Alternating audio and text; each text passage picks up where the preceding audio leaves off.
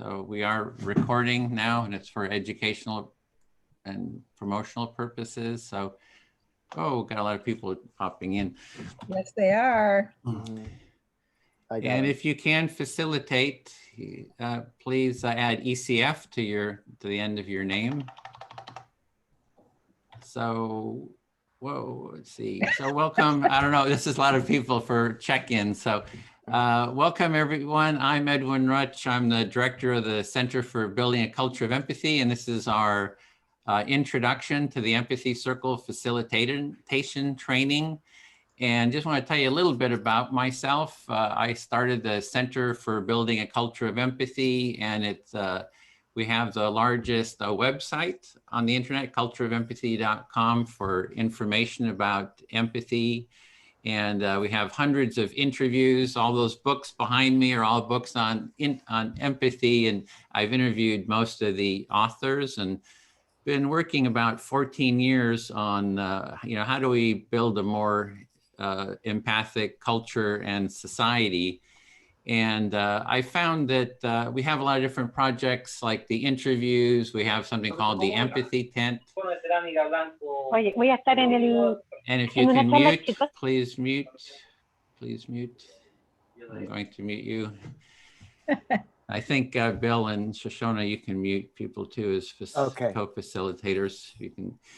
So yeah, so we have the projects, we have a social media community, we have trainings, we have an empathy tent that we go out and take out to public. So we have a lot of different projects, and the one we're talking about here is the training.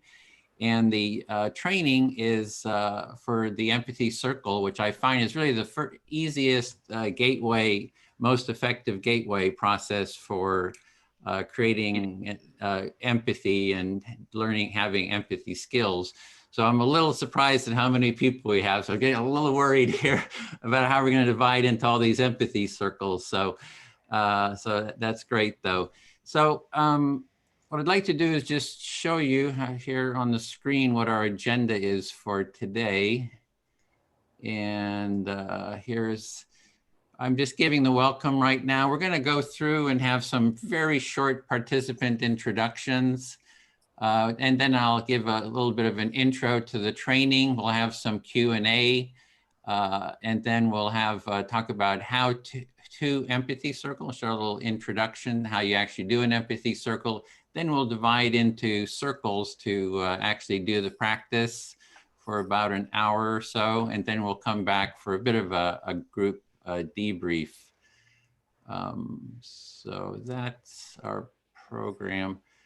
So maybe we can do a I'm not even sure if we should do intros yet with so many people. Let's give it a try. Shoshona, do you want to introduce? Just go by. It's going to be very short. And I'll put the. So just tell us your first name and geographically what country or state you're in, and we'll just move right along. I'm going to call on you as you're on my screen. Anu.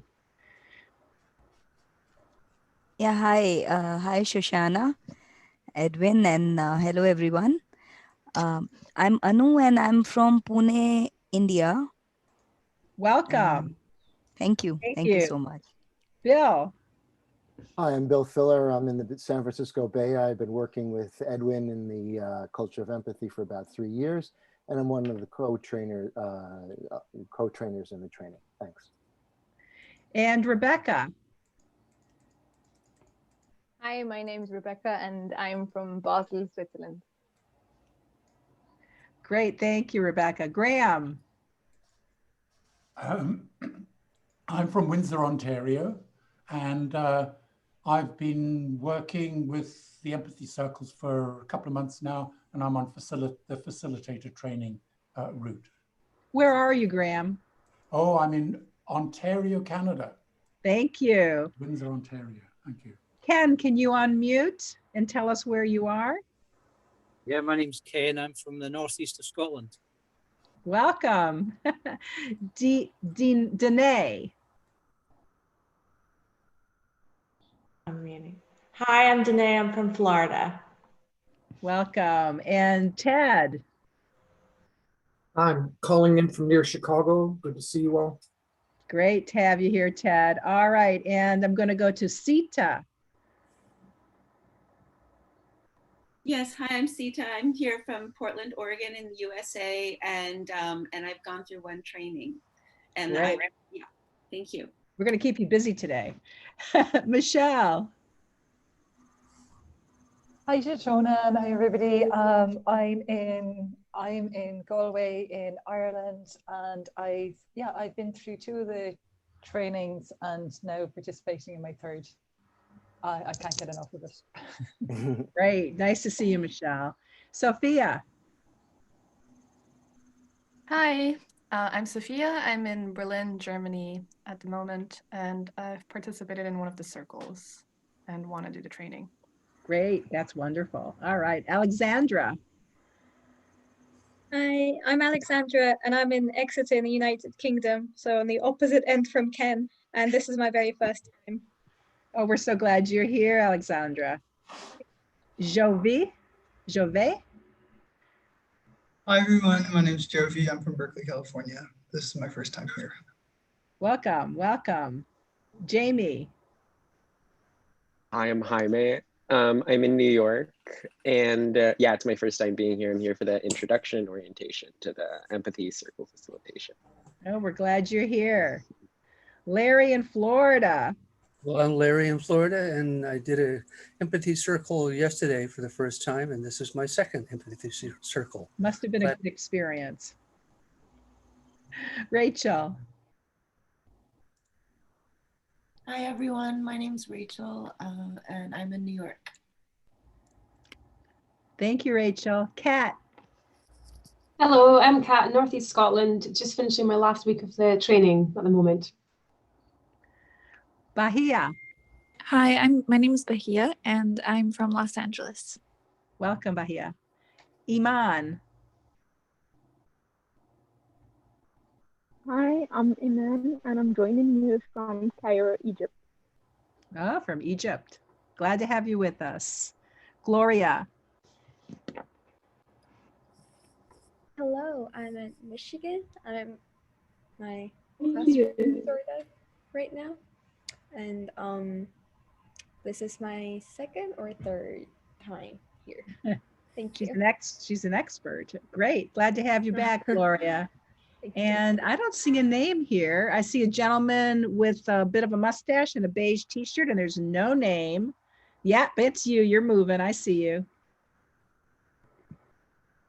Christian? Yes, sir. Yes, okay, I'm Christian. I'm from Basel, Switzerland. Switzerland? Yeah. Wow, we've got a real international group today. Okay, Marta? Hi, I'm Marta. This is my first time, and I'm from Seattle, Washington, the U.S. Great. Edwin, how we doing? Keep going. Okay. Now, I don't know how to pronounce this correctly. H-U-I, Ling. Hi, yes, Huiling. That's how you pronounce it. Huiling. Nice to And meet you. where are you from? I'm in Chicago, and this is my first time here. Welcome. Tanjay? Hi, I'm Tanya from Germany, and it's my first time in an empathy circle. Okay. Hannah. Hi, my name's Hannah. I'm in Pennsylvania, actually at my college right now, hence the mask. This is my first time doing Empathy Circle. Well, we're so glad you're here, even with the mask. Now, this is an interesting name, Janos? Hanos? Yes, you are right. Thank you very much. I'm Janusz, Hungarian from UK, the Birmingham area, and the 2nd time here. Thank you. Great. So can everyone turn their cameras on?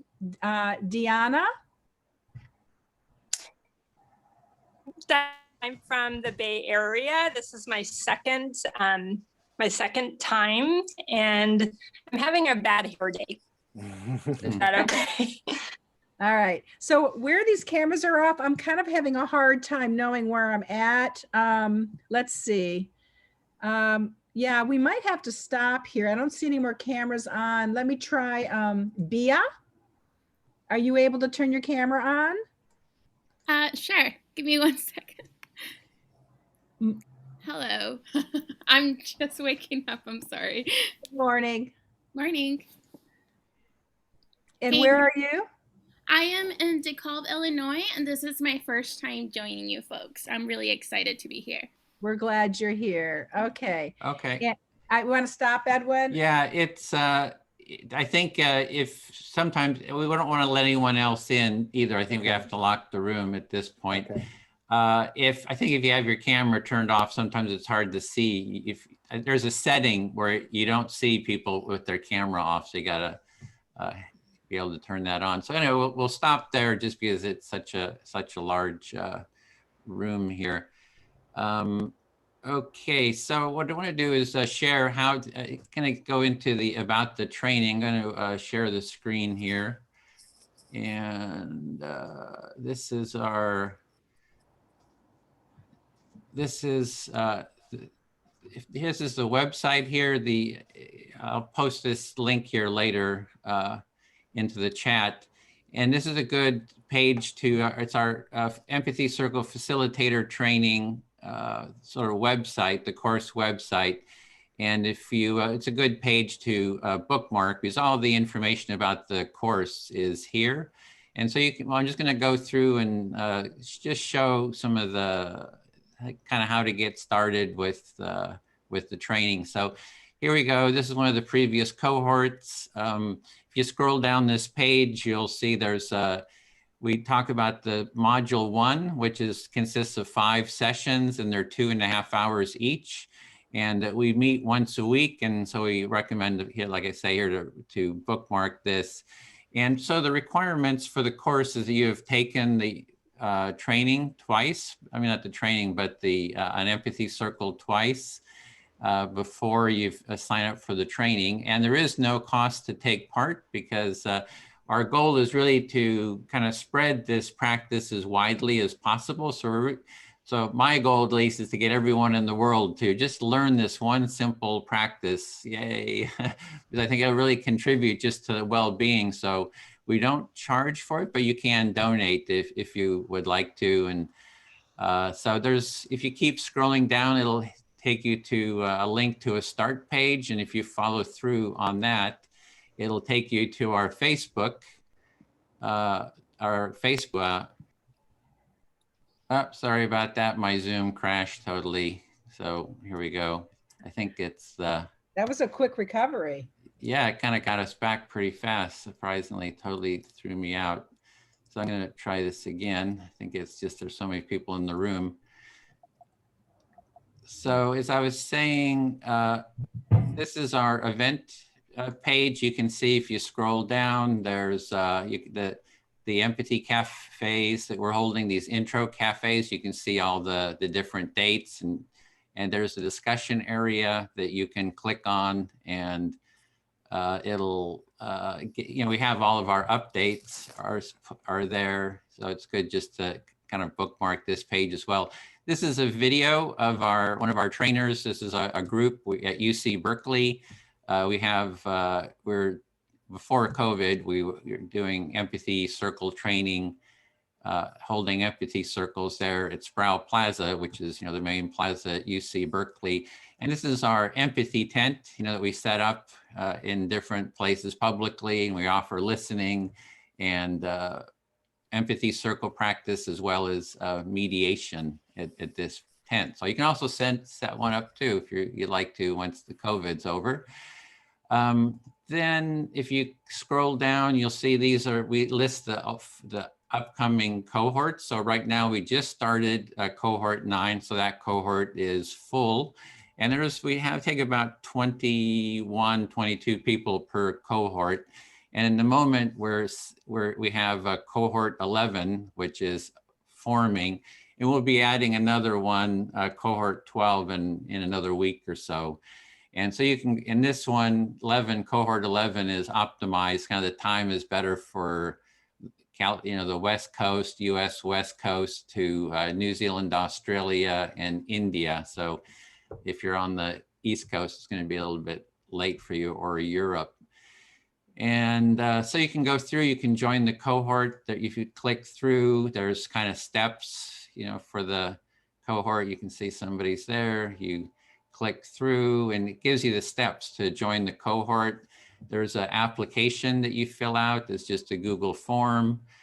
You scroll down, you see the times are there. You can add your name. So we still have a lot of spaces in this cohort. We have about 10 spaces, but we have quite a wait list. If people, until people have done 2 empathy circles, you know, we put you on the wait list. And so we have quite a few people. So as soon as you've met the requirement, then we can move you to the, you know, confirmed list. So you want to meet those requirements pretty quickly, or you have to wait for the next cohort.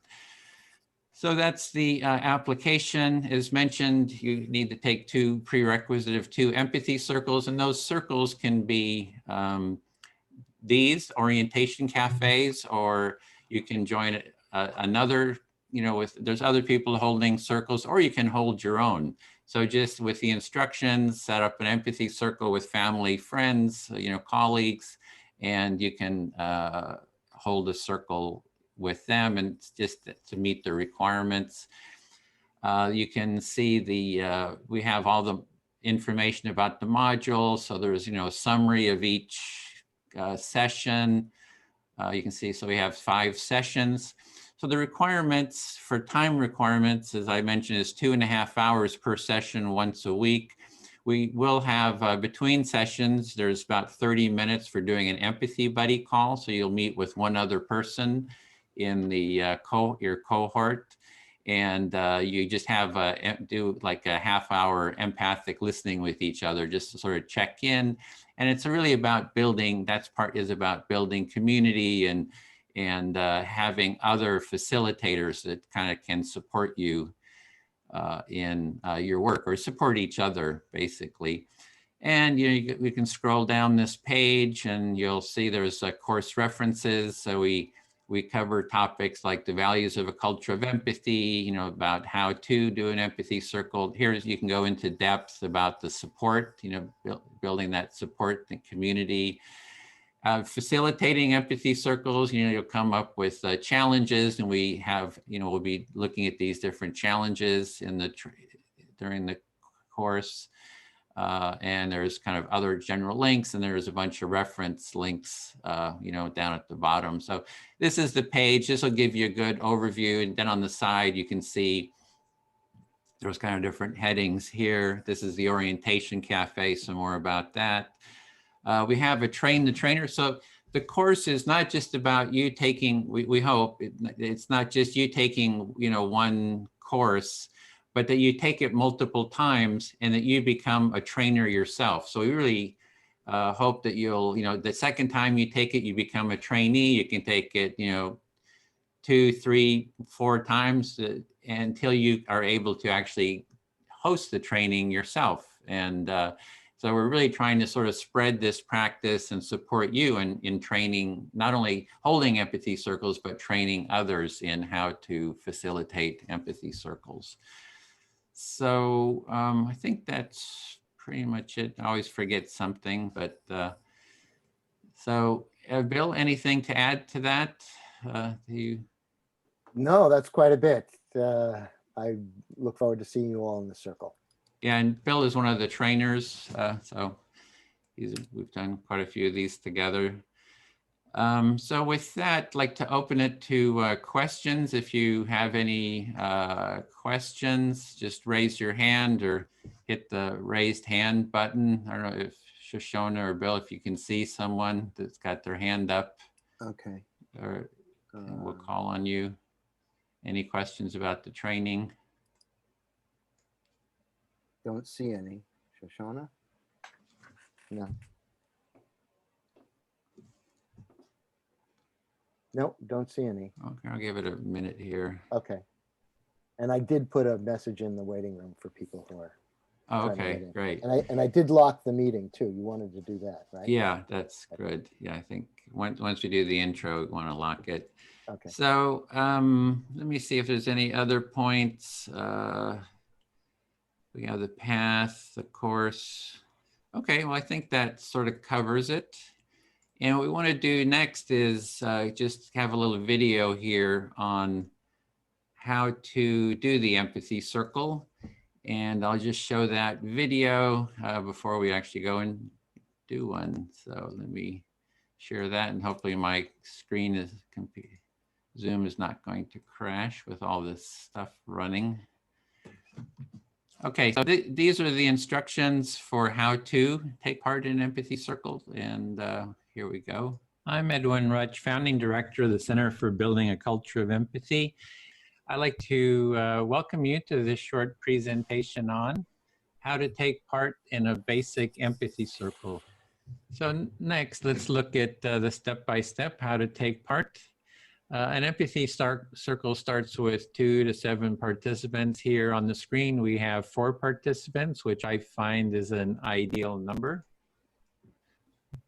There are 4 basic roles, and the roles rotate among the participants as the empathy circle unfolds.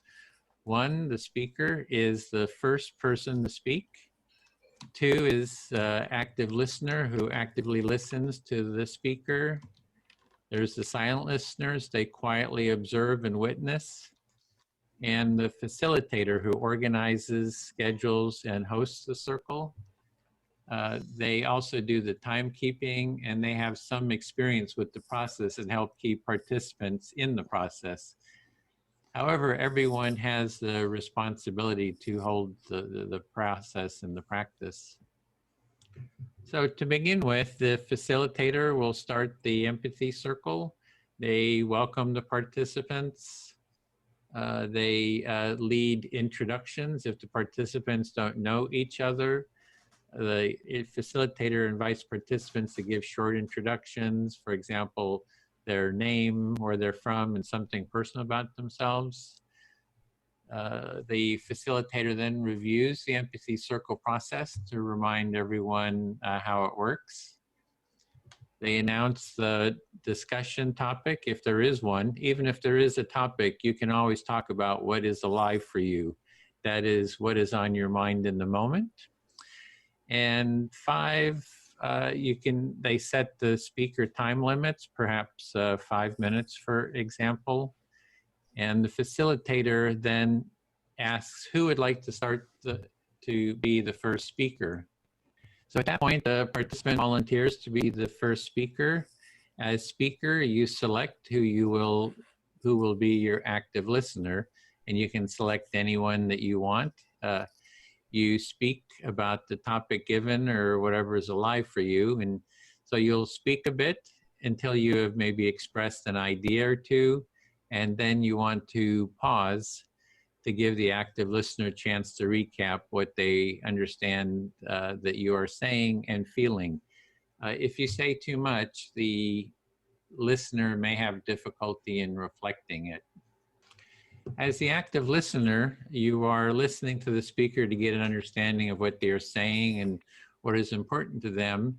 You are giving them your full attention as a supportive companion on their inner journey and exploration. When the speaker pauses, you recap your understanding of what they said and how they feel by reflecting the essence of that in your own words. You can summarize, paraphrase, or even say the speaker's words back to them. Even though you may have a strong impulse to respond with your own ideas, judgments, analysis, advice, and sympathy, or even questions, resist the impulse to do so because these common responses block the speaker from moving along their internal journey. You'll be able to say whatever you want when it is your turn to be the speaker.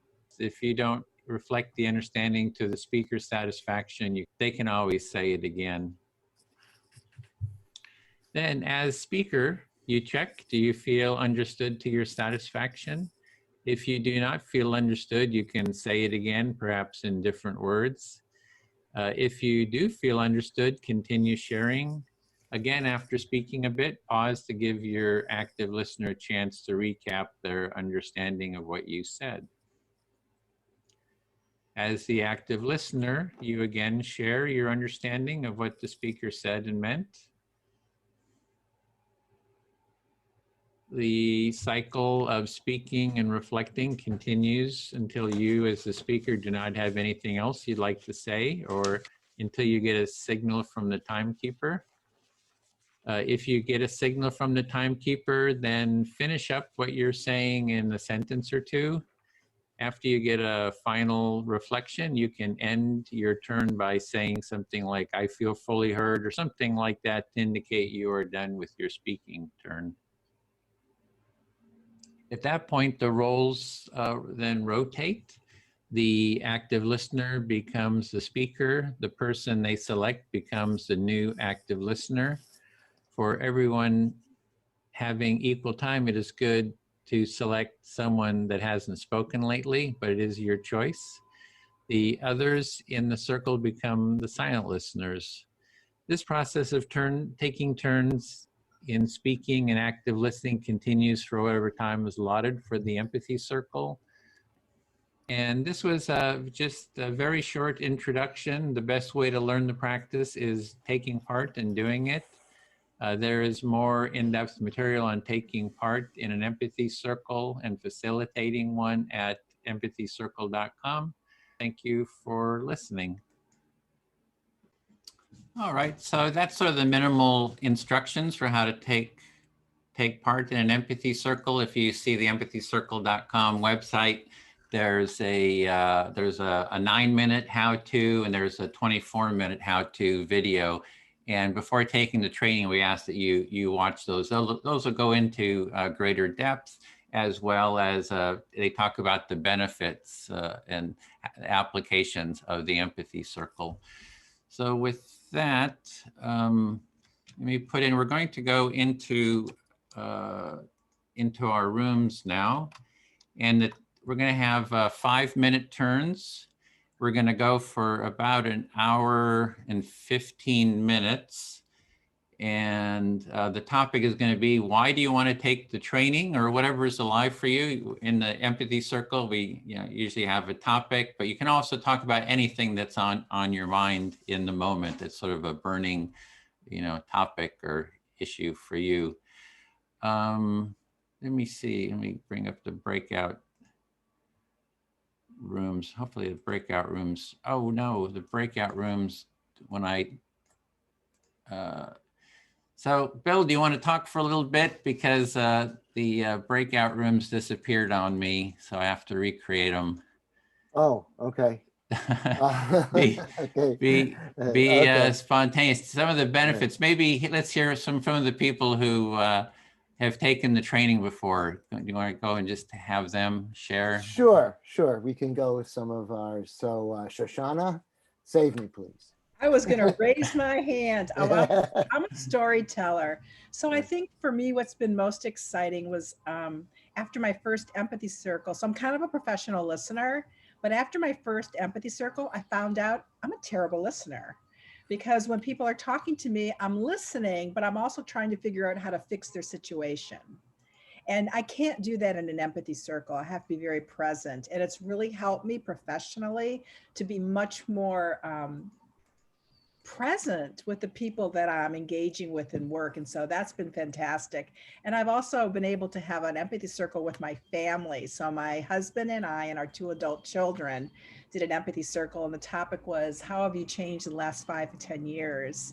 And having 2 children in their very early 30s, for them, it was like, well, I was, living at home, and now I've been on my own, for 10 or 12 years. So it was a highlight of my year. So that was really fun. And so I've been able to apply this professionally and in my private life. And just recently, I actually introduced it into one of my kind of my hobby groups. I play Mahjong, and I've offered it to my Mahjong ladies. So you'll all find wonderful venues of application.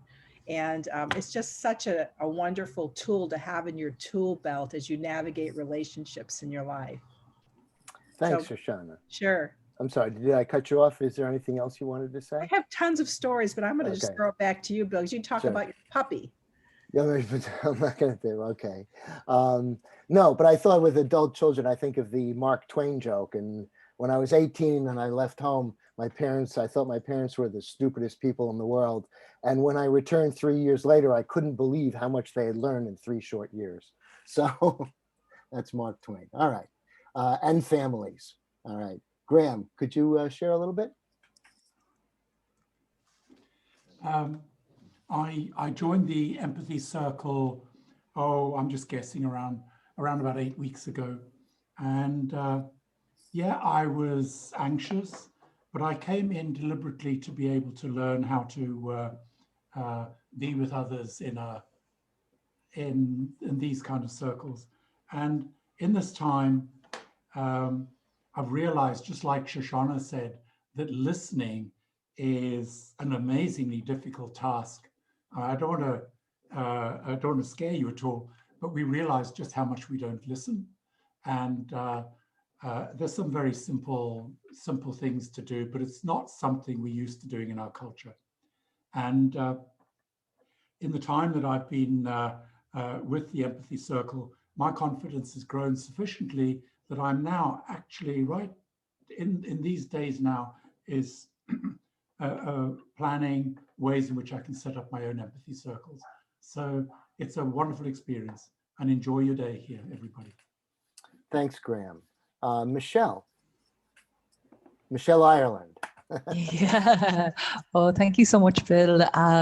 So yeah, this is like, I'm onto my third round of training at the moment, and I came to the Empathy Cafe training with the background of not being able to easily talk about my feelings and not be able to express myself and let myself be seen. It just extreme anxiety around doing that. And so I found progressively over like multiple cafes and the training that's transforming. And I'm really grateful for the community that it draws in, like from like really diverse backgrounds and like a lot of activists, a lot of people in spiritual communities, a lot of people that are socially conscious. So just each circle, I find I come out slightly changed as a person just from what that's revealed. I'm really grateful for that. Thank you. Thank you, Michelle. Sita. Yeah, hi. So I've participated in one empathy training, and I've really enjoyed the process also. One of the things that strikes me about it is that because people are speaking more slowly, in small bits, and then also people are reflecting back, that it really kind of slows down the process of interacting. And I feel like it helps to enhance that sense of connection, which I've really enjoyed that. I've also loved the wide variety of people and meeting people from all over the world. That's been great. And I have found that in listening to people in my day-to-day life, I feel like I'm slowing down and taking more time just to take in what they're saying. So it's really nice how things transfer from taking this, from being involved with this. So thank you. Thank you. Okay, I think we're good, Bill. I got all the groups remade. Okay. I had them all done. When I dropped out, they all got lost. So I have them all set now, and it will have 4 people per circle. You see the topic there, why do you want to take the training or whatever's alive for you. You'll have 5-minute turns, and we'll go for about an hour and 10, 15 minutes. So here we go. And you'll see that whoever has ECF at the end of their name in the circle, they're the facilitator, and they'll take care of the time and stuff. So here we go. And one group will stay here in this room with me.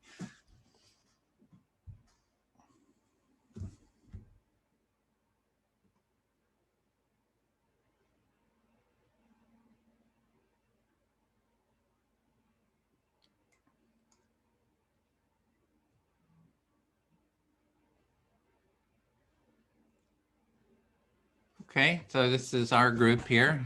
Welcome. And so we'll just get started. I'll keep, is somebody good at keeping time? Do you have a clock there? We'll take 5-minute turns. Is there someone that has a timepiece? I can do that if you like. Okay.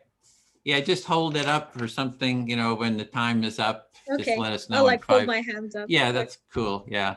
So I can be the first listener, and if someone want to speak, and I'll just sort of model it, the listening, who would like to start and talk about, you know, why you want to be a take the training, or just anything that's alive for you. I'm listening. I can go ahead and start if that's Okay. Yeah, I'm listening. My name is Beatriz, once again, B for short. I'm a human resources specialist, and I'm trying to collaborate with a local women's shelter that is transitioning more into helping individuals on the offender side. So I think it's really important for me to really know how to listen to these community members.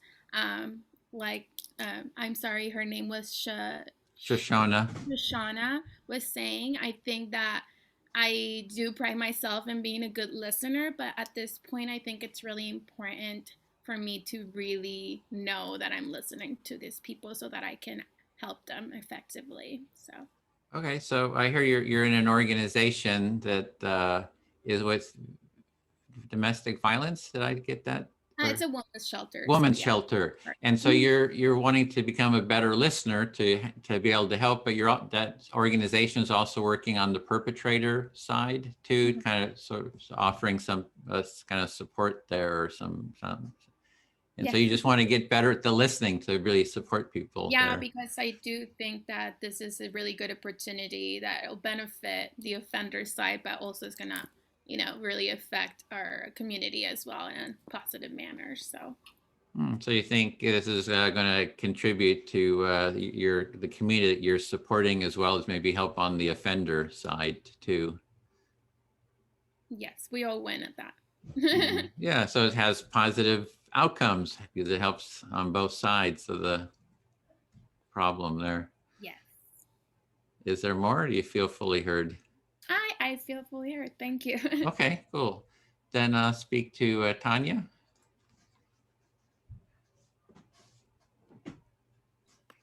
Hi.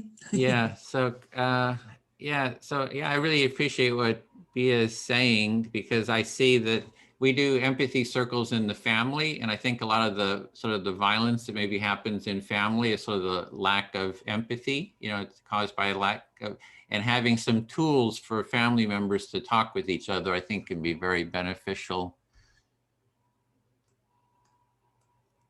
So you just say that you like to use the empathy circles, to use them in the family context, because this is an area that is where the empathy circles might not be used too often so far. Yeah, I think there should be a real sort of a national, international program to just bring these skills into families, you know, where maybe even starting in the schools, and then, you know, you can bring just this simple practice into the family. And for example, my family, we've had conflict, and we've kind of worked it out in empathy circles. Mm-hmm. So the skills, you would like to bring them to the families, and because often, of course, in families are conflicts, and you base that on your own experience, actually. So you brought an empathy circle to your own family. Yeah, and so I'm really there's a program in the UK called Super Nanny. So it's this TV show. They show dysfunctional families, the kids running amok, you know, crazy, and then Super Nanny comes in and she kind of brings order to the family, but she does it with you know quote tough love. She has this naughty corner where the kids get put into the naughty corner, and which I think at empathy what we need is a super empathy nanny show, where we show that Super Nanny comes in and does listening with all the parties and helps them kind of talk to each other and work out their issues, versus this sort of tough, so-called tough love approach. Mm-hmm. So what I got is that you really have great idea about establishing not like a show, but you have seen a show about a super nanny, and how that works. It might be working like that with the empathy circles as well, like somebody coming in being highly skilled and trained, and working on empathy like that super nanny. Mm-hmm. That sounds great. Yeah, exactly. Yeah, so I feel fully heard. Okay, thank you. So it's your turn to select whoever you wish. Yeah. So Alexandra. Hi.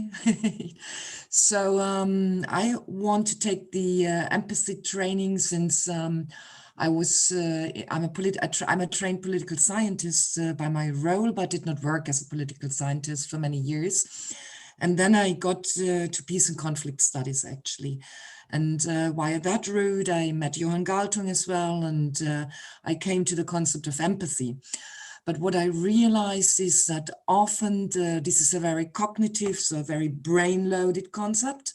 And I really feel like I would like to train myself much better in doing. Right. So what I heard is that you've been studying political science for a while, and that's where you came from, because you came to peace and conflict studies and you encountered this concept of empathy, and you feel like this is something that you can understand better through practice, through doing it yourself, because it's very cognitive, you say. Yes, right. And the second trait is that I also make up my mind or practice some yoga, or through traveling in some countries in the world. I realize how different and equal we are as a people, as a humankind. But nevertheless, there is still a lot of misunderstanding based on not understanding our diversities in the right way.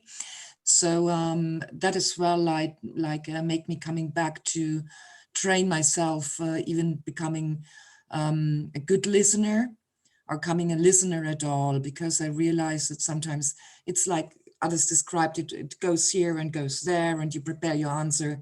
So to become a good listener is really one of my goals. So you say that also through your practice of meditation, yoga, and also through travel, you've encountered a lot of diversity and seen that all people are different but equal, but that there's still a lot of misunderstanding. And you also said that, well, as previous people have said, sometimes people are thinking about their answer when listening, so not really listening and actually letting the information pass through them, not really taking it in. Did I miss any?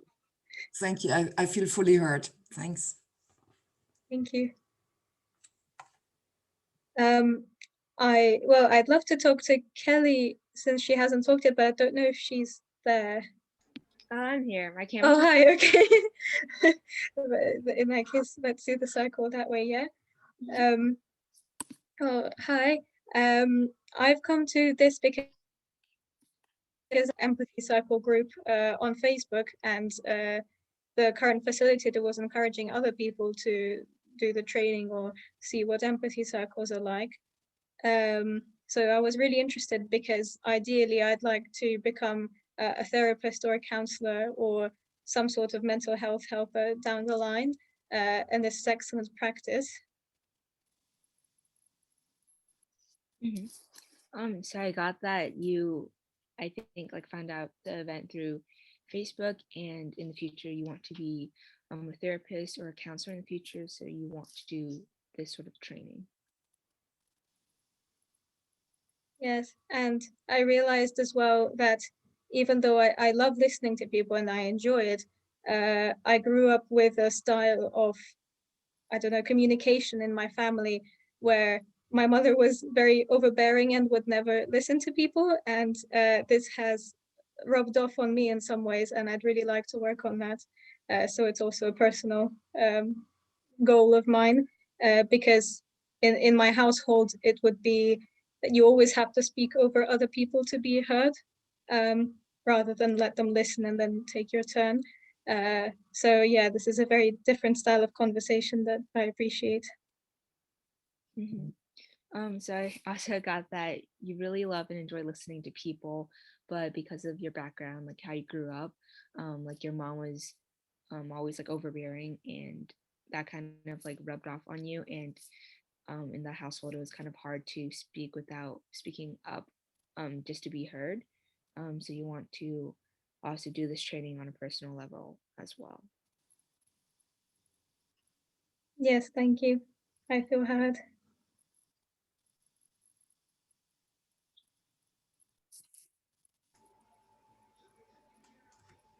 So Kelly, now you choose who you want to speak to. I can, because I think Bia. I'm sorry if I said your name wrong. No, that's totally fine. Thanks. Okay. So I didn't really come into the circle with any mindsets. But after the presentation, I thought more about it, and I do kind of relate with a lot of the other people who have spoke before. Definitely, I think I'm someone who talks a lot. I always go off on tangents. But when it comes to listening to other people, like sometimes my mind is not even quiet. Like I'm thinking like how I can add on to their story, or like solve their problems, give advice, kind of like preparing my answer. And I know that it's not super bad, but it also takes my focus away from focusing and really understanding how they feel through their stories. So that's one personal reason why I want to take this training. Okay, so you didn't come into the training with any kind of like purpose, but once you heard the conversation and the presentation, you realized that you wanted to be more of an active listener because you tend to have a lot going on your mind when people are talking to you. So you like to learn how to be more of an active listener. Mm-hmm. And then also similar to what Alexandra brought up, I'm really keen on learning more about like mental health and perhaps in the future working in the mental health field. And I think being empathetic, it's really important because I can't help people at all if I don't truly understand like where they feel from their point of view. And yeah.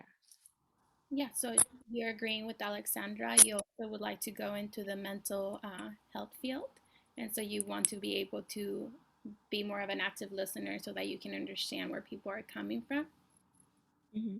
And I guess like the one last thing, like how I feel about like empathy, like it's been a long time thing that I've been thinking about. Like I really think it's important because not every single, like no one in the world like will have the same exact experience as you. And like the best way we can even get close to understanding someone else without living through the exact same things, especially when it's kind of like a really dark situation. Like yes, like if you go through the same thing, you understand it better. But I don't think anyone really wishes that upon someone else, especially with a dark situation. And I think just by listening and listening deeply, I think that's the best way we can close the gap between people with like, I guess, really different experiences, such as, I guess, like really, like in terms of like wage gap, like really wealthy people and really poor people. Like listening and having empathy is the best way to, I guess, see things from a similar point of view. So I hear you saying you'd like to develop more on the empathy side of it because you know that we're all different from very diverse backgrounds. So being an active listener is a way that you could become better at understanding people that come from diverse backgrounds, race or wage. So you want to be able to develop that so that you can understand them better because you know we're all diverse and not all of us have the same experiences. So you know that being more of an active listener is going to help you out develop more of an empathy for these people, correct? Yeah, I feel fully heard. Thank you.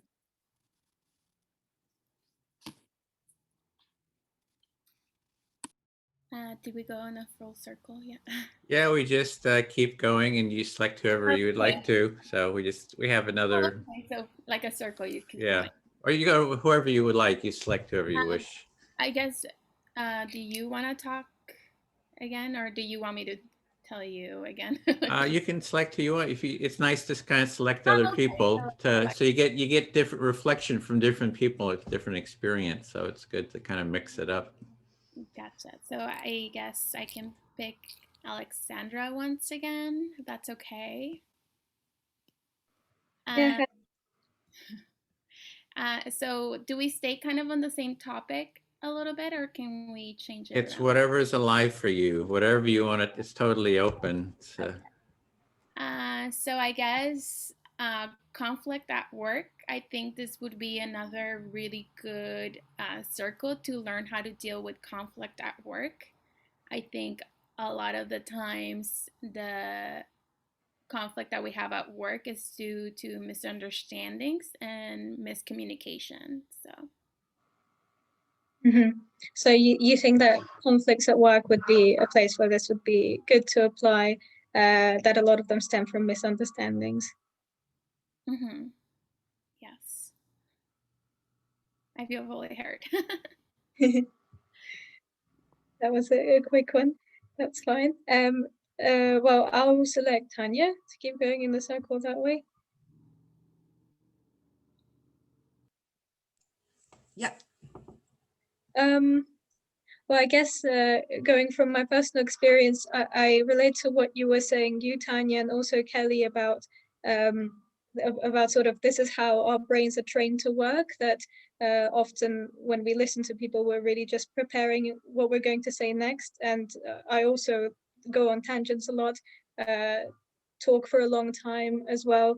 And I found that this has come up in my personal relationships a lot, not always in a bad way at all. It's nice to talk, but I've often had quieter partners, so I find this quite interesting that thinking about it, I have realized over time that our communication styles are so different, and that some people try to talk like they're trying to pass a test and say as much as possible and sort of almost drown out the other person without wanting to, and then the other person sort of feels a bit squashed by that, but also appreciates the talking. So you relate also to your personal relationships. What you just say is that you discovered that you have similar patterns discovered between how you behave in your working relationships and in your personal relationships as well. What I understood is that you started to wonder how different the communication styles are, and that you discover certain patterns, how you communicate in relationships, and how the others do, and that is a topic that interests you. Yes, yeah, that was a bit of a jumble, but you did a good job of reflecting it. Thank you. And yeah, I just wanted to say that I appreciate, as much as there's the exercise of listening to the other person, not speaking over them, that's obviously useful. But I also appreciate that we have to moderate how we talk, how much, and that it's not too much information for the other person to absorb, that we're not overwhelming the other person. I think that part of the exercise is also really important. Yeah, okay. So an experience of yours is that you do not like only to talk about people, but really with people, and that there is sometimes really a lot of information coming with it. And so it's a part of the task to sort it out in a way. Also that I guess that what I meant is that it's as important to be in the role of the listener as of the moderate talker. So I think it's good practice for me and for everyone to also not talk too much or for too long, so that the other person can process properly. Okay, I tried again.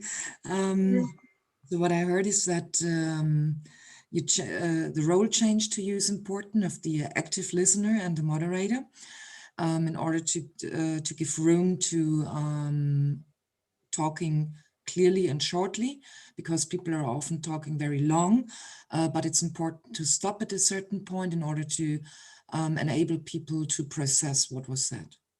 Yes, thank you. I feel fully heard. Okay. So to whom I speak? Kelly, if you would like to listen. Okay, I'm here. I also experienced that some conflicts in work life in the past, due to, of course, different goal settings, either between different departments or even as well between colleagues. So that complete topic of conflict, of course, is always there. And I asked myself many times how to create more harmony and in these relationships. And then I came to the concept of the inside is outside. So a lot of self-reflection that is necessary somehow to learn that, or my thought now is that I have to learn to practice more self-compassion inside myself in order as well to be very empathetic to other people, or more empathetic. Yeah. Yeah. So I got that. I think like through your experience of like work conflicts and I guess like different goal settings in different departments and between colleagues, you kind of thought of the question like how can you create more harmony in between like these conflicts. And as for yourself, you also had some self-reflection and you thought about how practicing self-compression can help you become more empathetic and I guess a better listener to other people. Mm-hmm. Yes, and in addition to this, this is the work life and a role play, so to say, where oneself or I myself have to play a certain role. On the other hand side, of course, this is reflected sometimes in personal relationships where I'm keen on detecting my own patterns of behavior as well. Yeah. So mainly got that, like even in your own personal relationships, like you want to see your pattern behavior and be aware of how, I guess, you're acting to, I guess, grow from it. Yes. Thank you. I feel fully heard. If I can I select Edwin? Yep, listening. Yeah. Also, I have a question. I'm a little bit confused about the second topic. Are we just building on what we first said? Yeah, so I hear you're kind of confused about what the topic is, whether we just kind of build on what was already said or maybe start new topics. So just feeling some confusion. Yeah. But if it's like adding on, I don't know. I don't have much thoughts about the empathy. I think I've said a lot about how I feel about it. But I guess one thing is like I do agree with Alexandra that the practice here, like speaking in chunks instead of like speaking the entire story at once, or just even taking pauses, I think it really helps the listener like follow through like how you feel. And I think it'll help you also, or help like the speaker sort out their thoughts, because it's like more segmented as like a story instead of a whole like mush of words altogether. Mm-hmm.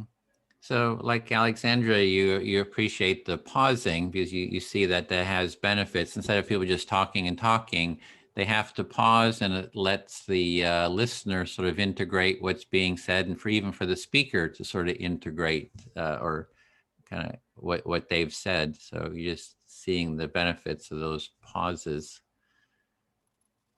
Mm-hmm. Yeah, I feel fully heard. Okay. And it's whatever's alive for you. It's, the topic is anything that you want to say on any topic is also okay. Whatever you have energy for. Mm-hmm. Okay. You feel fully heard then? Okay. Yeah, then great. Thanks. I'll speak to Tanya then.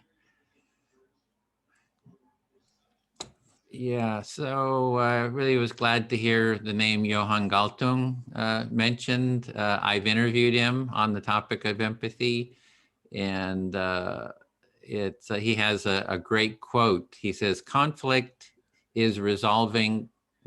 peace is resolving conflict with empathy, nonviolence, and creativity, and it's a never-ending process. And I just love that sort of formula. He sort of boiled it down to this simple formula. So you say that you met Johan Galtung and you're happy that somebody brought up the name Johan Galtung, since you know his work and you interviewed him personally as well, and that he has brought up a very impressive quote you like a lot. that says that peace is resulting from a way of conflict transformation with empathy, creativity, and non-violence. Mm-hmm. Yeah, and it's a never-ending process. It's like you don't just solve it, and then there's always something new. So you have to have sort of this ongoing process. So just seeing someone had dropped out of one of the calls. So I'm also doing a little bit of technical stuff here on the sides, a little distracting. Maybe if you could reflect that. And specifically, he said that conflict is never resolved completely, but we have to accept that it's a never-ending story, so to say. We have to live with it, but it's important how we transform conflict, and that is very important to you. And of course, you're very busy at the moment as well. Yeah, yeah, thanks for that. So I think that's one of the, the empathy circle is very effective. I wanted to talk about Johan Galtung. So just to give a context to the others, he started the Peace and Conflict Studies programs in Norway, the first one, and those programs those have spread to universities all over. So he's like a super, he's just done a lot around conflict. So he's a real kind of expert on that. So I just wanted to kind of share that context. If you want to reflect that. Yeah, okay. So to integrate the others or introduce the name of Johan Galtung, Edwin, you want to say that he's like the super brain of, you said that he's a super brain of peace and conflict research, who's done an amazing load of work you admire, as far as I understand it, and that he has a lot to offer actually for the work you do with the empathy circles. Yeah, so the empathy circle, I think, is really helpful for kind of heading off conflict. So if you can do them in the family, like before you have conflict, that you have this practice so that everyone feels heard, it's going to head off a lot of conflict. And then once the conflict happens, you have a tool for how to work it through. And there's we have something called the restorative empathy circle, which kind of adds layers to the basic empathy circle that kind of help address conflicts too. So, but this is the starting point. Just this simple practice is really, I find, the most effective starting point.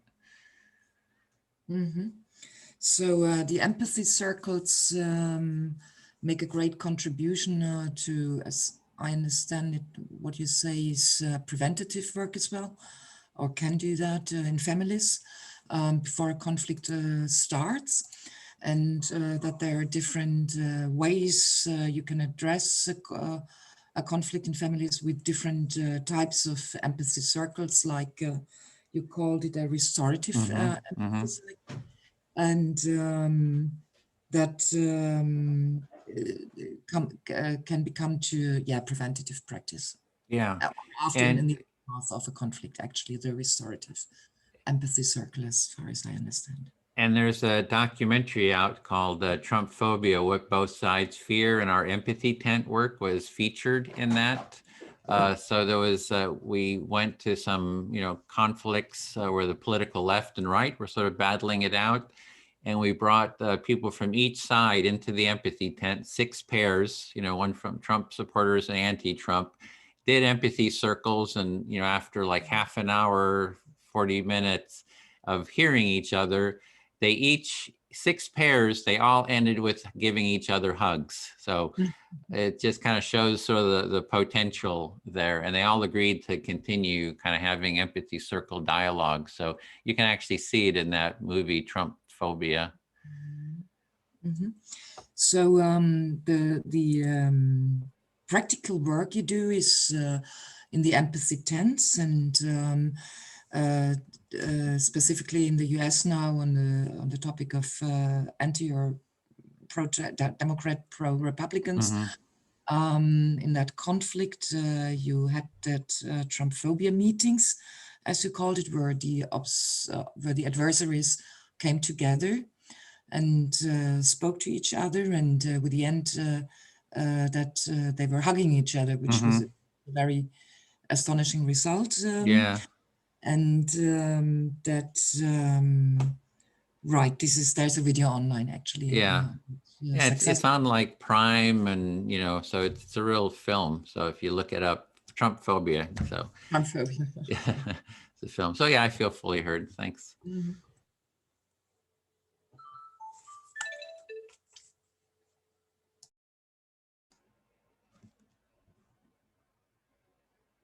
So it is your turn again, Tanya, to select someone. Yeah, sorry, I was disturbed for a sec. Okay, Bea, please.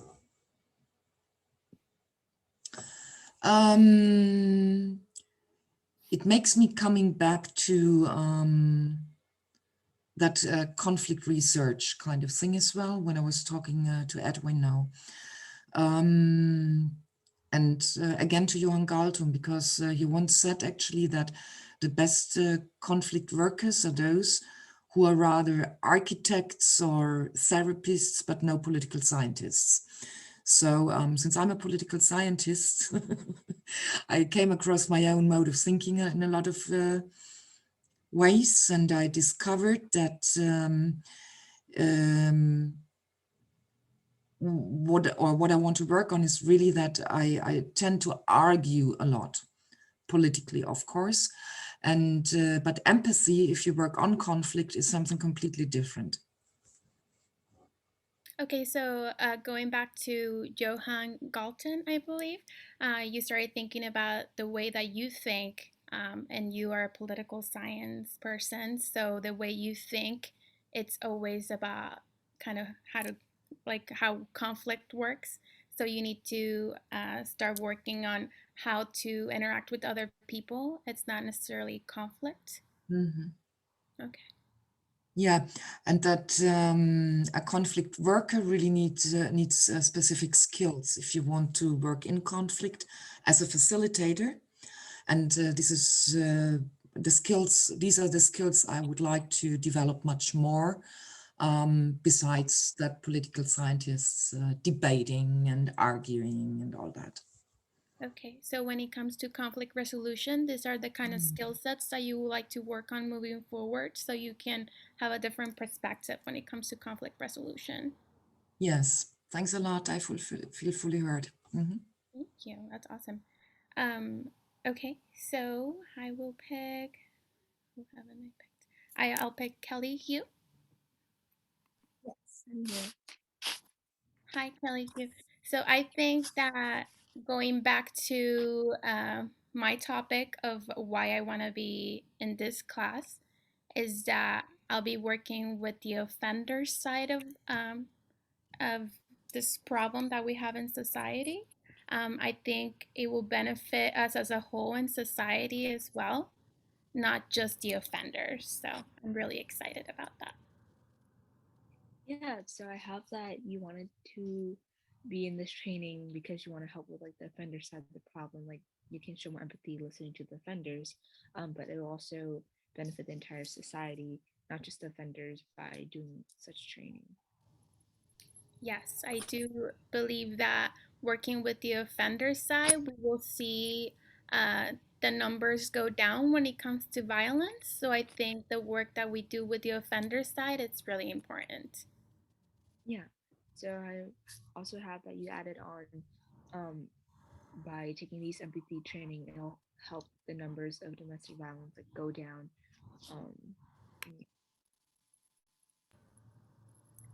Yes, I do believe that working with them is gonna help them in the future get new jobs and just turn their life around. I have all the faith in the world that they can become reformed, and I do believe they want to.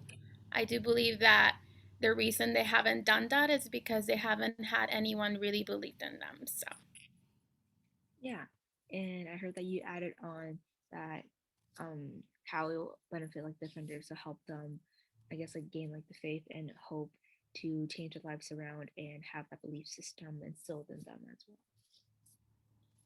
yes, thank you. I feel fully heard. If I could do Tanya. Kelly, could you speak a little bit slower, because I'm a non-native speaking English-speaking person, and you speak quite quickly for my listening. Yeah, of course. I can go slow. Okay, thank you. Great. Okay. Let's see. I think I wanted to go back to what Edwin was speaking about, like having like empathy training within families. Because I think from my own personal experience, like because I have like not only like a language barrier but also a generational gap, I think it's hard to communicate with my parents and have them see how I feel, because they have their own, I guess, like immigration and survival hardships. So when it comes to struggles in school, like academics or just socializing, they sometimes mostly downplay the situation and just tell me to not worry so much about it, because like they have to go through the survival like journey, and if they could go through that, like it shouldn't be a big problem at school, like just get over it. Like I know they care, but the way they show they care, it makes it seem like my situation is not important because it's not as severe as their situation. Mm-hmm. So you do reflect about your family traits. You said that you sometimes experience some disconnect to your parents when it comes to how to talk about or assess the immigration background, like in school, for example, that you felt some socialization issues there. And in the family, they didn't really like to talk to you about these topics too much. And this is why you would like to also, of course, reflect more on these family-related blind spots, maybe, as I would call it. Mm-hmm.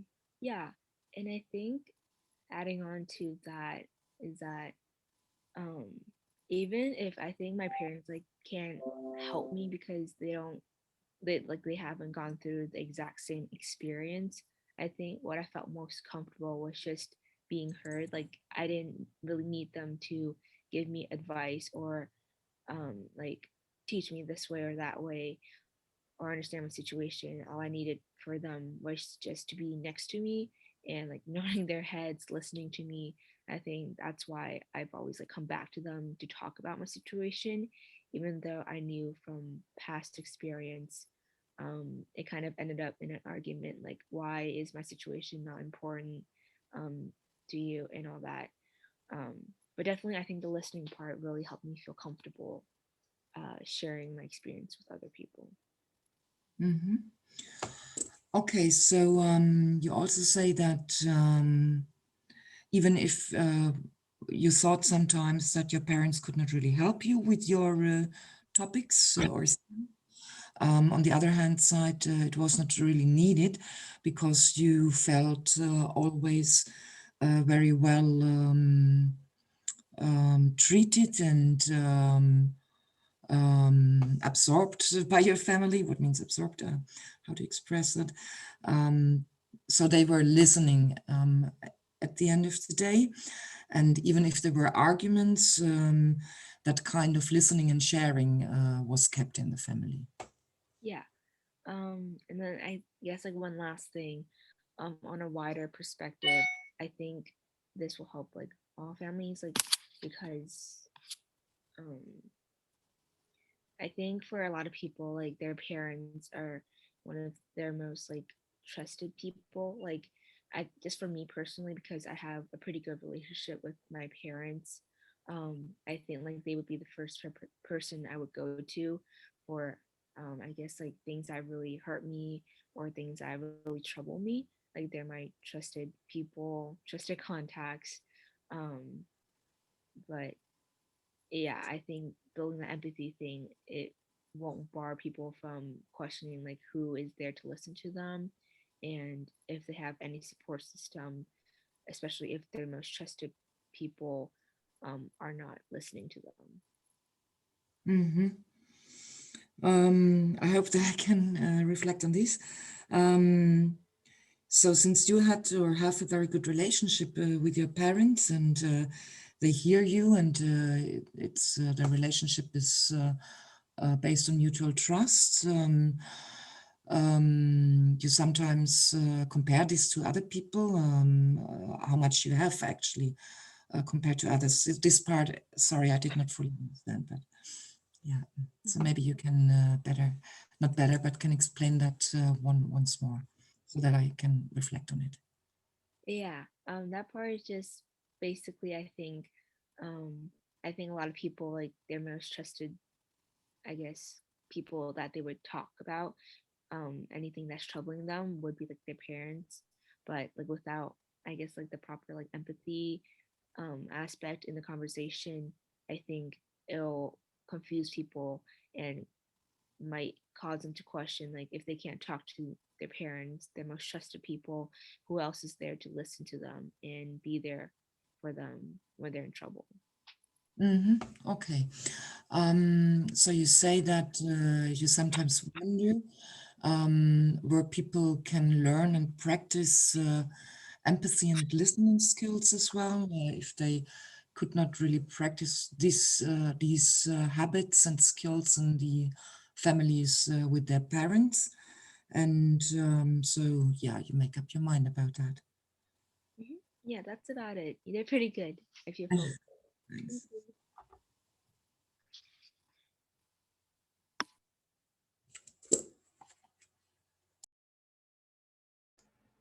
Back to you, Tanya. You're the listener, so you become the speaker. Okay. So you're the listener? You're the speaker. You select whoever you wish. It's up to you. Okay. Yeah. So, yeah, Edwin, once more. Okay, I'm listening. So, I wonder sometimes about the success story of empathy as a concept, because I recently also read that empathy sometimes can also turn in the other way around and cause emotions of separation and disintegration in a way, because people also, as a reaction to empathy, draw back sometimes. So this is something I maybe would like to learn more about in the empathy training. So this is why I take part here in the circles, in a way to learn more about this critique as well on empathy. Okay, so you've heard of a critique of empathy, that if you have empathy, it can create difference or disconnection in some way, and so you really want to learn more about that, and hoping to kind of learn something about that in the training. Yeah, I feel fully heard. That's it. Okay. Well, I'll speak to Alexandra then. Yeah, I see empathy inherently as a constructive sort of a way of being. There's people who talk about it having, dark sides and so forth. I disagree with that. So you see empathy as a purely constructive force or a thing, and that you disagree with the people who criticize it as having a dark side. Yeah, and maybe the criticism Tanya heard is that if you'll have empathy for your in-group, and you have this empathy, and that will create the out-group, right? There'd be others who are sort of the enemy, and because you want to protect your in-group.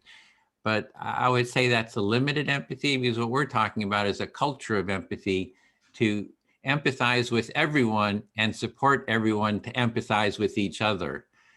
So I see that criticism is not about the problem of empathy, but it's actually about the lack of empathy, because if you're not empathizing with others, then that's a lack of empathy. It's not a problem with empathy. Yeah. And so you say that this is not a problem with empathy if there's a situation where you create in-groups and out-groups and you only have empathy within the in-group, it just means that the empathy is limited and not the empathy that you're looking for. Yeah, and that's what we're trying to do with part of the training is about, our intention is to create a culture of empathy, which is to raise the overall empathy in all of society. So we try to listen to everyone. Everyone is welcome. We're willing to listen to everyone, and we try to support everyone to listen to each other. And so that's why you welcome an open culture of everyone coming in, listening to each other and having all sorts of people in the groups. Yeah, and also I had made a note of Bia talking about the offenders, which I think is in domestic violence. And I think the empathy, empathic listening and the empathy circle could be a really constructive practice for that community. And so you think that Bia's example could be a very good application, yes, with the offenders and the context of domestic violence? Yeah, so the first is being able to listen to offenders too, to hear them, empathically listen to them, kind of is a first step, like, what's going on for you? Why is this happening? Or just whatever they want to talk about. So you empathize with them. They get some practice in being heard, and that gets modeled. When people feel heard, their stress level goes down, they become more open. So the first step would be listening to the offenders to see what happened to get them to do this. And this also helps them because being listened to immediately makes people less stressed. And then bring them into the training that, hey, we have a training for how to do empathy circles, so you learn it. So, invite them. So Bia can become a trainer would be great, and, offer training to them, and then have them move down the path. They become trainers. They become facilitators. They can hold an empathy circle with fellow, whoever, friends or family or others, or in a support group, and that they can eventually move to doing the training multiple times so that they can train others. So a good way to learn is by training others. So you don't just listen to them, but you kind of move them down this whole path to learn these skills. And you think it would be a good idea to train the offenders so that they keep going down this process? Because listening to people and training to listen to people helps you yourself become a better listener, etc. Yeah, and hopefully they can hold empathy circles in their family, and if a conflict comes up, like I have little nephews and nieces, they're like 5 and 7, and it was the older brother, the younger sister, niece, nephew. And so they get in these fights. The older nephew kind of beats up the little, niece. And so when I go and visit, I say, okay, we have to have an empathy circle. And I sit down and I listen to one, I listen to the other, and then I get them to listen to each other. And my little niece really loves it because she gets to be heard, and it's not a physical issue there because she's, being the smaller one. And at the end, she says, I like empathy circles. Let's do it again. So, it's kind of cute. So, yeah. So you bring the example of your own family with your little nephews, one's older than the other, and the younger one particularly enjoys empathy circles when you introduce them after fights and such, because then she gets to feel heard and have her space. Yeah, and then it's come to the point where I go visit and I hear a fight happen. I say, "We have a fight. What do we do?" And they say, I hear a chorus, "We have an empathy circle." and then they have these little empathy circles sometimes. And so they will themselves initiate empathy circle. Well, with your prompt after a fight. Yeah, so I feel fully heard. Yep. Thank you. I choose Bea. Okay. I was also thinking about your topic of offenders and victims, and I was thinking that I certainly agree that this is a very useful practice. I find that it's much easier with people you don't know and who obviously who haven't inflicted pain to you. So I myself volunteer and work a lot with people who've been through prison and also in substance addiction. And I have no problem empathizing with them because I don't know them personally. Okay, so going back to my topic, you also get to work with people that have been through the system, that have been on the offender side, and you think it's easier to empathize with them because they have not inflicted any kind of pain on you. So you do think it's easier to have empathy for people that you don't know. Yes, in this context, yeah, thank you. But just today, actually, and sorry if this is a bit of a sensitive topic, but just today I had an example of, well, my headmaster from my former school years ago just got convicted for pedophilia.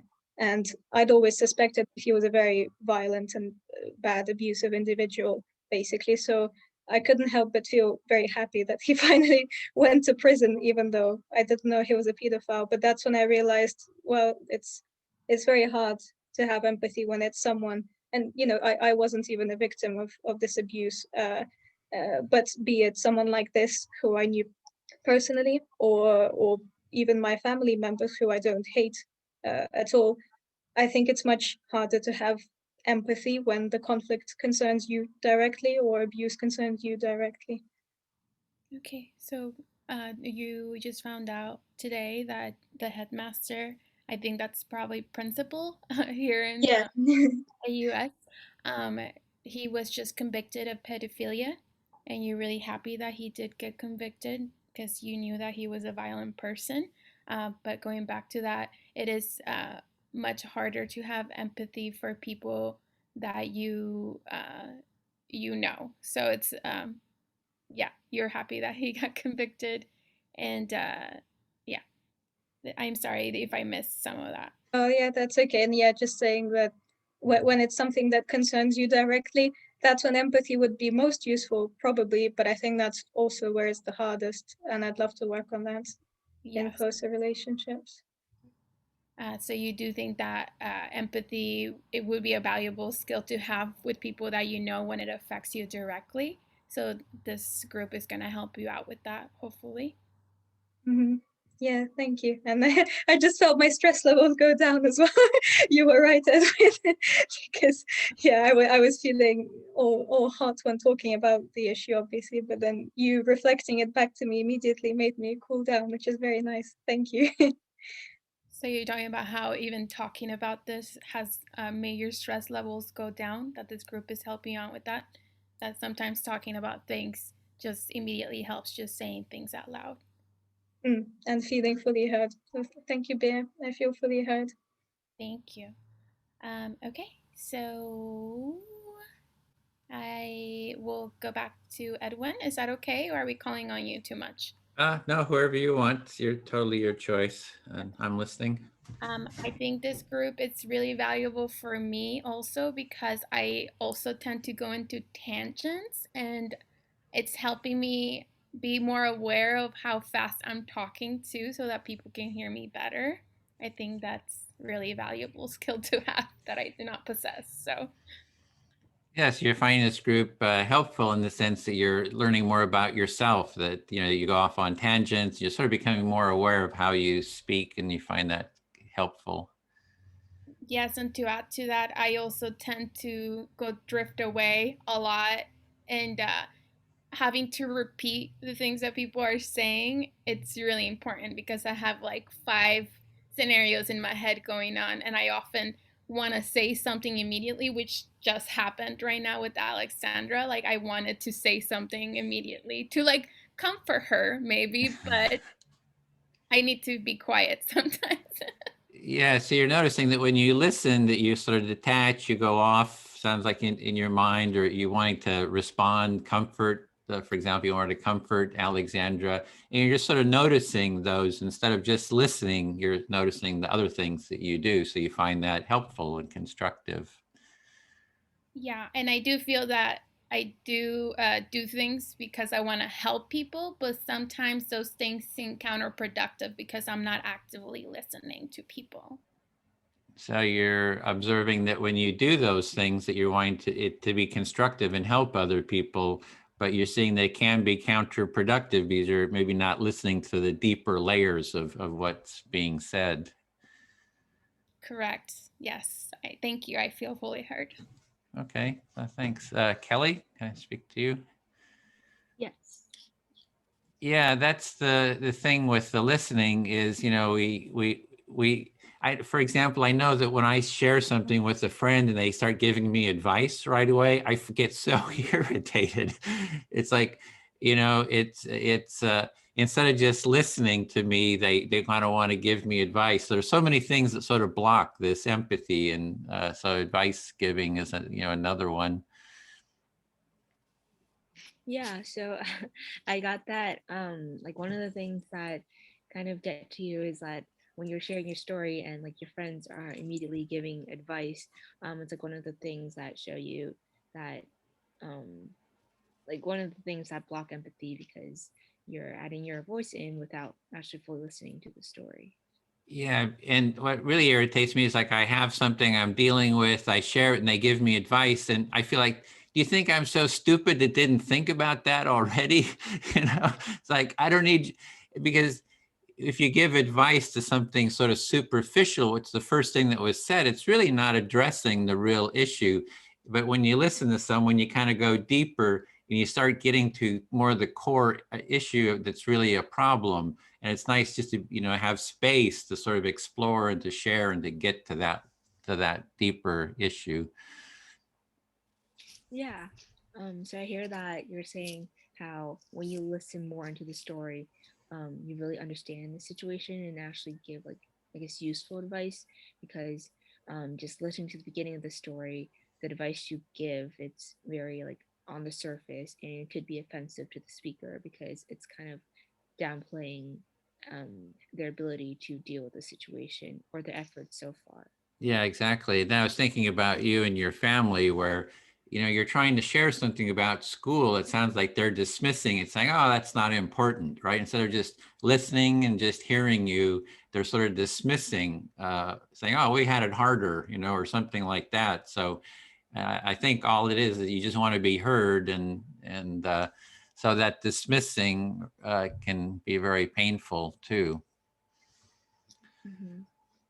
Yeah, I have that. You reflected on like my situation, like the dismissal part could be hard for, I guess, speakers who want to share the situation, but feel like their situation is not worth speaking.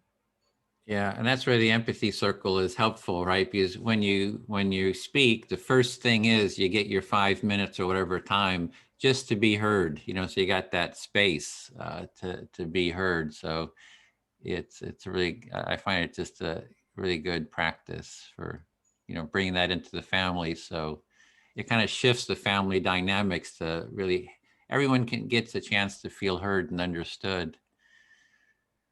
Yeah. So you're observing how like the empathy circle, when it's like implemented in like family situations, like those 5 minutes of hearing, it really helps make sure everyone feels that they're heard because they have that time to themselves to say whatever's on their mind without getting interrupted.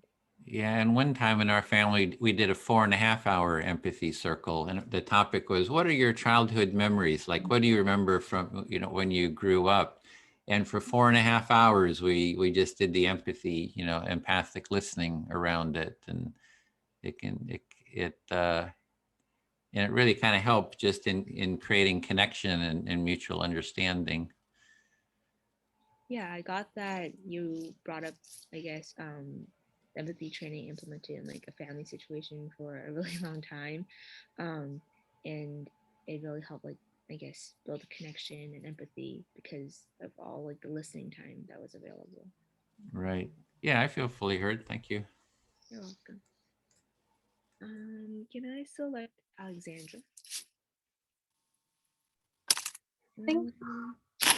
Yeah. I had some thoughts and they kind of left my head.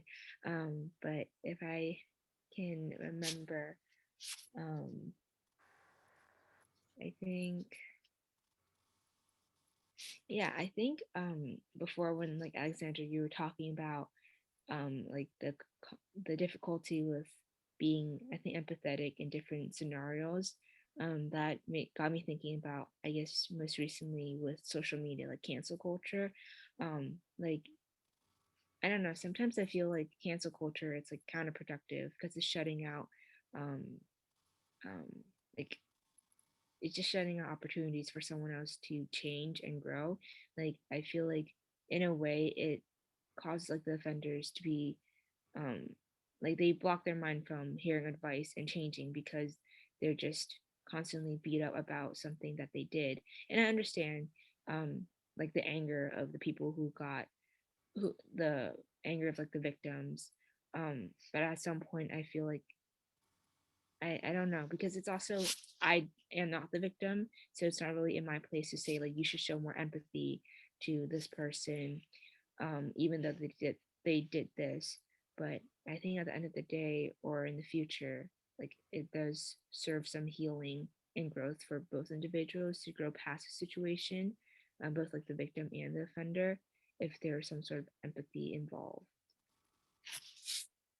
So what I get is that, well, you were thinking about what I said about empathy being hard in certain scenarios, and that made you think about cancel culture and how you don't think it's necessarily a good thing because it shuts people off or out, and that this is a situation in which the victims, well, you understand why the victims feel angry, and you understand that you don't think it's your place to tell them how to feel or how to react, but you feel that it would be useful ultimately for both sides to show empathy and go past it.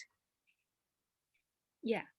I think also adding on is that, I don't know, I think one situation is like you could like suggest both like the victims and the offenders to like try the empathy, like not tell them how to do it, but like I guess have a way to suggest the solution, because it is something that I think is valuable. But again, I don't want to force it on someone else when it's not my situation to deal with and not my choice how to react. Mm-hmm. So you say that you wish you could suggest empathy as a solution or a possible solution, but on the other hand, you don't want to force it onto anyone because that would be counterproductive. Yeah. And you wish there were a good way to suggest it. Mm-hmm. And just, I guess, reflecting on a previous and not too long ago experience, it's pretty recent. So I have a friend who is a very strong advocate for her culture, and I think there is a person who misused her culture and just like the issue with the cultural appropriation. And I saw that she like had a live video and FaceTimed him and forced him to acknowledge what he did like on the spot and this and that. And I don't know the person personally, and I don't know the situation exactly, but I saw that the person seemed pretty sincere. Like he was asking to have a one-on-one call with my friend, to learn more about how to be more culturally appropriate rather than have, I guess, his situation broadcasted live and have everyone in the comments like attacking him because he knew he was on live. And I think from that situation, that was like one of the key examples of like, I think cancel culture, it's not really progressing anywhere because it's kind of like I feel like the anger, but at the same time it's kind of suffocating the offender and doesn't allow them any opportunities to change. So yeah, I think that was the example that kind of got me thinking about cancel culture. Mm-hmm. And you bring up this example that something that happened around you personally recently of your friend who's a strong advocate for her culture, and who publicly attacked someone in a live video for misusing or appropriating her culture. And you found that the other person seemed sincere, and they asked for a one-on-one call, but your friend chose instead to do a live video with people commenting underneath, attacking the other person, and you think that that's not very productive and isn't a way to go forward. Yeah. At the end of the day, like she did have like that one-on-one call with him, I think. But I just think like sorry, the thought kind of left my mind. I think I think just the empathy, like it's really necessary. And I think it takes time to get to that point because like rushing into things and just attacking on the spot and like I understand like if they're not responding, it's kind of like their silence is kind of more offensive than not having an apology. But at the same time, if the offender like hasn't reached a point of like reflection, I guess I think empathy can help push them towards like the reflection.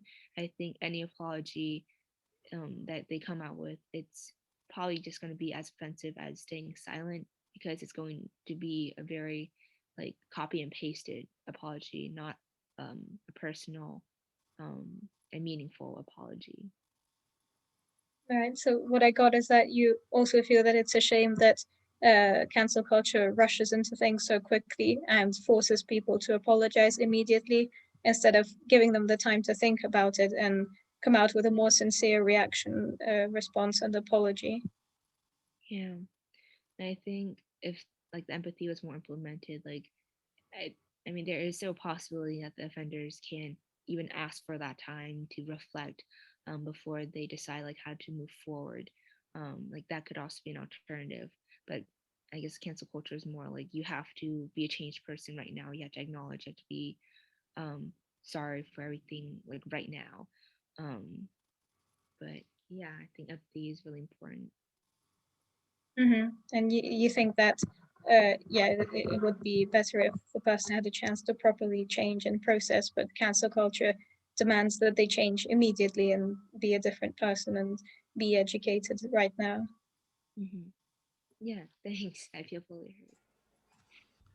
Okay, we only have 2 minutes, so if maybe just open it. I just want to thank everyone. Is there any sort of questions about facilitation, for example, that you have, or any question about the empathy circle?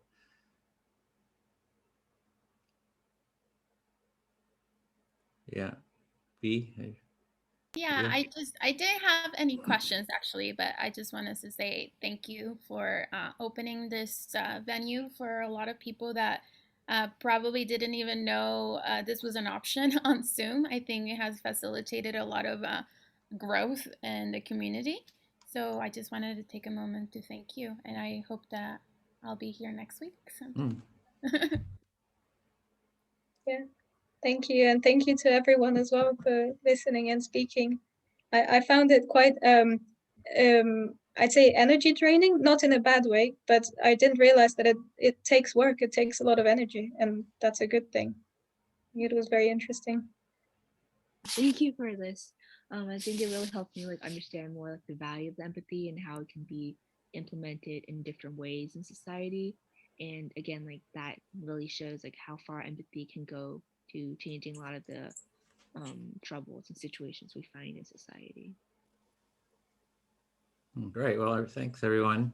Tanya, we'll do a little bit of a debrief. We'll have a time for a little debrief, but before everyone comes back, everybody's going to come back in a few seconds. Yeah, that's fine. I realized that, of course, it's because I'm not an English speaking mother tongue speaker. The active listening is even more difficult sometimes to me. But besides that, it's really interesting to see that it empties the mind in my case, because I'm listening to others. I step back as well with my own thoughts for a while. And so I realize that to be either to change the roles is something that has to be trained. Yeah. Okay. Yeah, thanks. So it is for when you first start with doing empathic listening, it can be sort of a little bit of a struggle. It takes a while because you're sort of shifting your mindset, and it can be tiring. And over time, you just get more and more familiar with it, and are able to. It becomes easier and kind of there's sort of a more ease with it. So with that, we want to, now we have about 14 minutes. And see, is Shoshana, are you here? There you are. Okay. So do you want to call on people? We'll just go as far as we can just to, and I'll put the question in there, take 30 seconds, any learnings, insights, or however you want to frame it. And Shoshana will call on everyone. All right. Tim. We'll start with Tim Dawes. Okay, I'll jump in real quick. So I thought it was very interesting. We talked a little bit in the group that I was in about some of us having experience with nonviolent communication and how that seemed to be kind of a drill down way of listening, and that there were pluses and minuses on both sides, that the empathy circles seemed to give you a more thorough experience of hearing and being heard, and NVC gave you a different kind of experience. Although I found I ran into the whole thing that Edwin brought up earlier about couching my feedback while I wanted to be actually listening to the other person. So I appreciated Edwin underscoring that, and I had that experience in my breakout. So this was a good, enlightening experience for me. Thank you, Tim. Anu. Yeah, thanks for asking, Shoshana. It was a wonderful experience this time round. This was my second circle, very well facilitated by Bill. And we had a great time in the breakout room. I also come from NVC background, and this process makes it easy to break it down and reflect, especially when when we say that I'm going to take a pause here, is whereby we are giving the receiving party a chance to relate back in a shorter chunks, small chunks.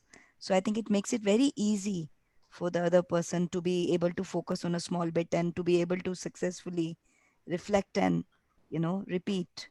So I enjoy this process. Thank you. Thank you. Kat. Yeah, I was very grateful to spend some time with some quite skilled listeners, actually. I was quite impressed with their levels already. It was really good and insightful as well to help me reflect on my own sort of personal development. So I really appreciated it.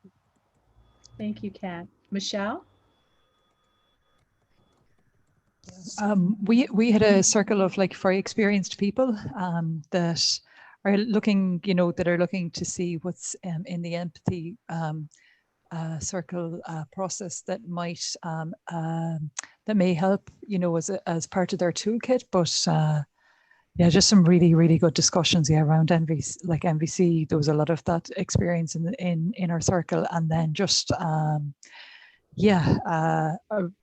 the air flu was really grateful to all of the participants in it.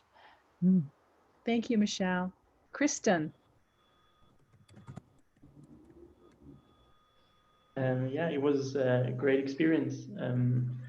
I also know some of nonviolent communication, but it was great, and I think the feeling of when it's slowing down the whole communication, and you really feel like you're understanding each other, and there's some connection building up. So I'm really grateful for that experience. Thank you. Ted? Yeah, I think it was the medicine that I was needing, to be heard and to have connection with the people in the breakout room. Thank you all for participating and working on this very important thing. Thank you, Ted. Danae?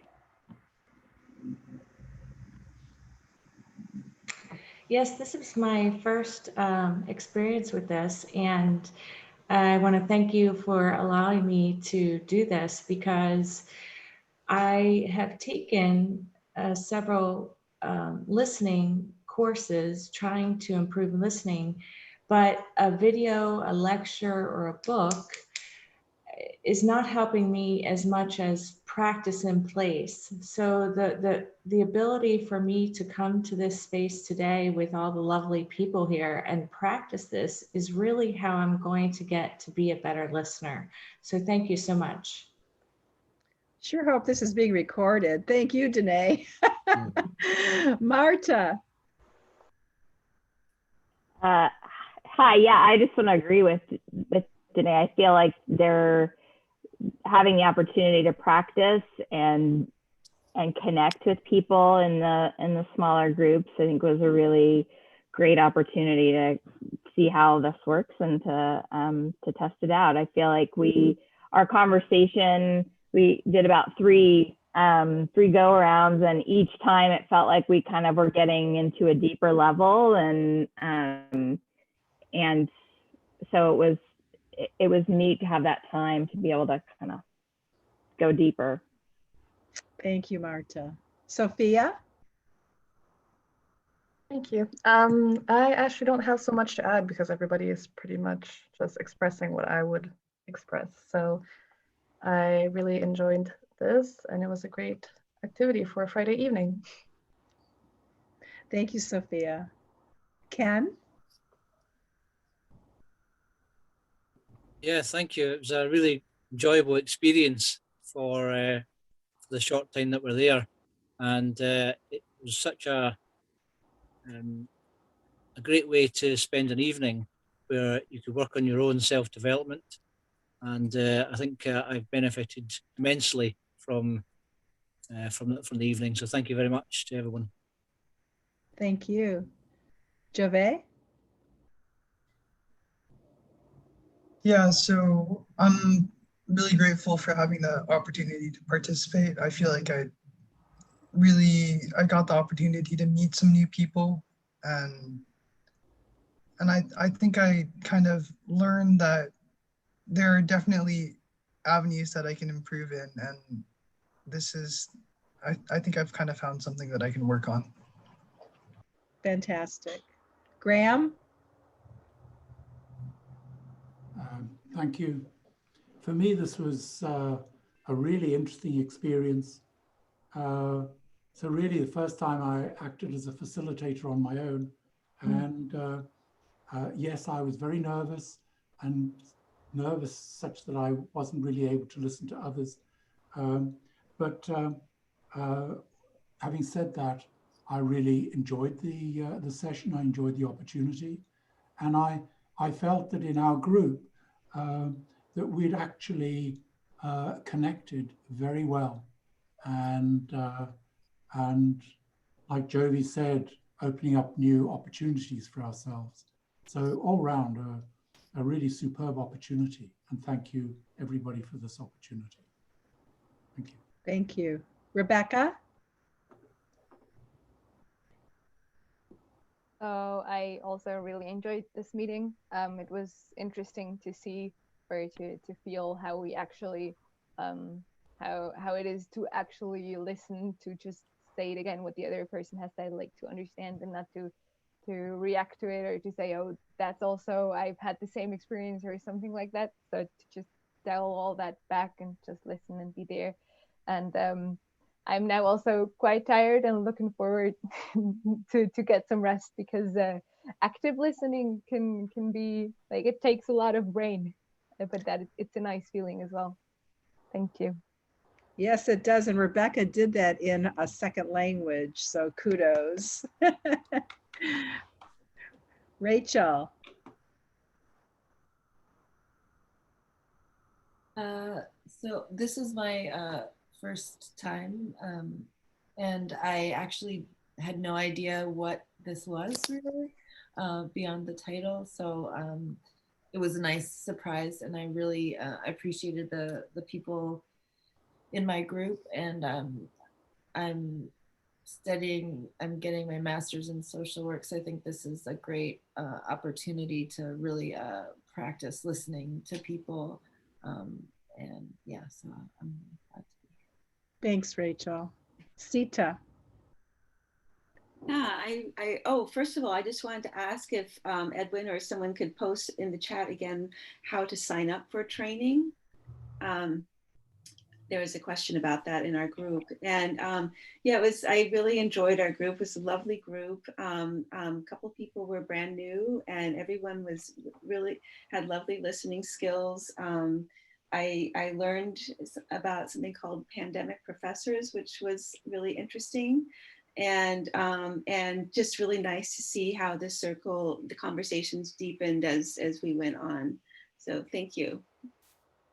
Thank you, Sita. Gloria? Like the previous sessions, it was a very nice feeling to be surrounded by people who are very attentive to you.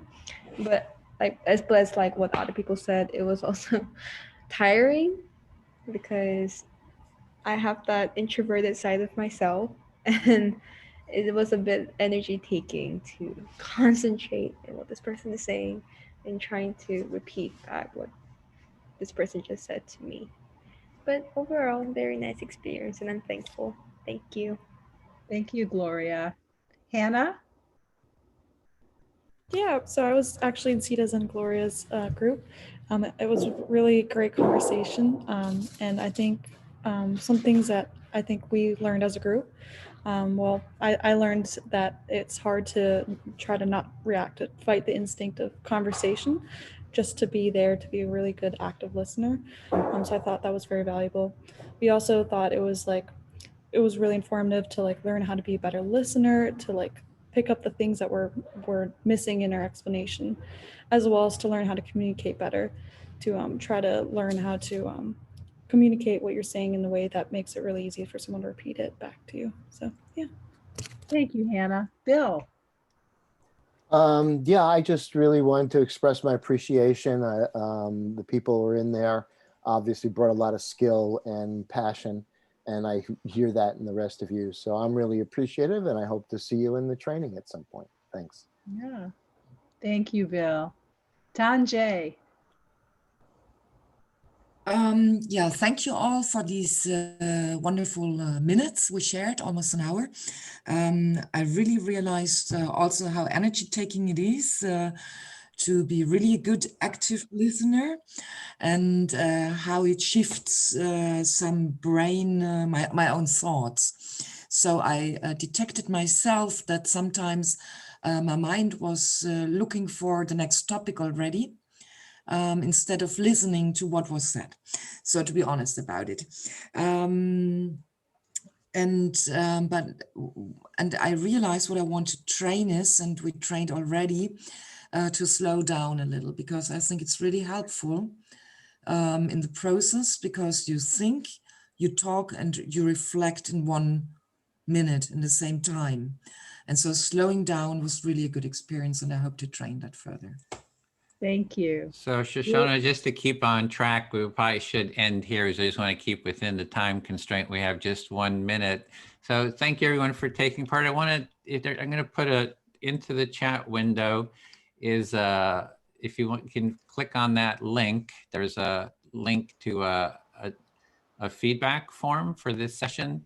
If you can click on that, if you have a cell phone, it might be a little difficult, but otherwise, if you go in, you scroll down, there is a link there to the course site. So you can click on that course site and that'll take you to the sign up. Someone was asking about that.